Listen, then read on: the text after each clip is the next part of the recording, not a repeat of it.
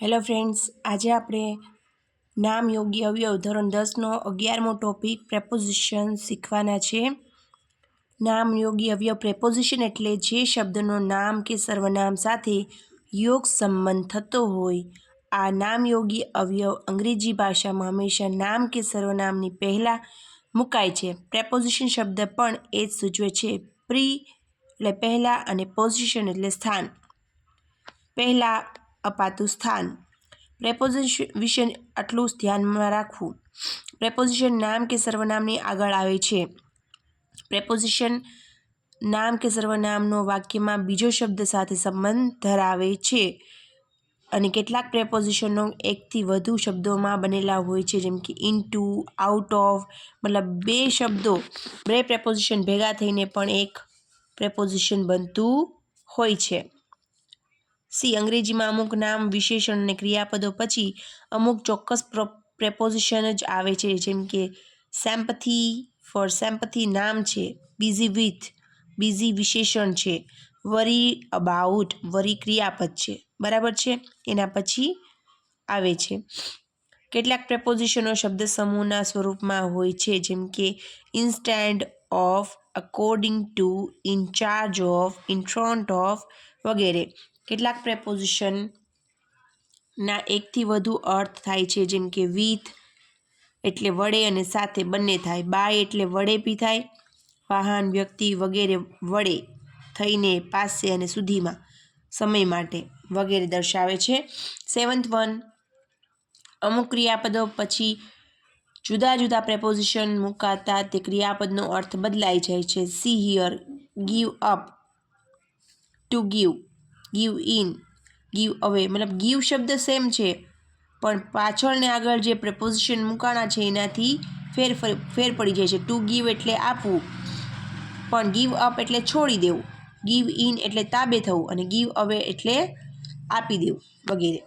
C here, ઘણા ખરા સ્થળ દર્શાવતા પ્રેપોઝિશન સમય દર્શાવવા માટે પણ વપરાય છે, જેમ કે in, on, at, from, to, before, after, between, by, about and over. See here some preposition આપ્યા છે. Use of some main prepositions. In એટલે માં, અંદર, સ્થળ કે સમય દર્શાવવા. The students are in the classroom. We shall go to Abu in the vacation. In અહીંયા બંને જગ્યાએ ઉપયોગ થયો છે. સી વિદ્યાર્થીઓ વર્ગમાં છે અને અમે વેકેશનમાં આબુ જઈશું. Next one,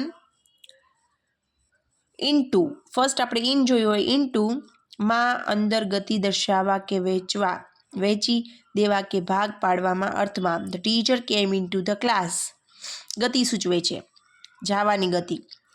mother cut the apple into parts. Okay. On એટલે ઉપર, સ્થળ દર્શાવતું હોય તો અડીને ઉપર, સમય દર્શાવતું હોય તો અમુક સમય. There is A book on the table. અડીને જ્યારે વસ્તુ પડી હોય ને એવું દર્શાવવું હોય ત્યારે ઓનનો ઉપયોગ થાય છે. ટચ કરતી હોવી જોઈએ, ટેબલને ટચ કરે છે book. We reach the school on time, સમય માટે પણ ઓનનો ઉપયોગ થયો છે. We play cricket on Sunday. અહીંયા સમય, સન્ડે પણ એક સમય જ કહેવાય, એ સૂચવવા માટે ઓનનો ઉપયોગ થયો છે. Next one, 4th one, at.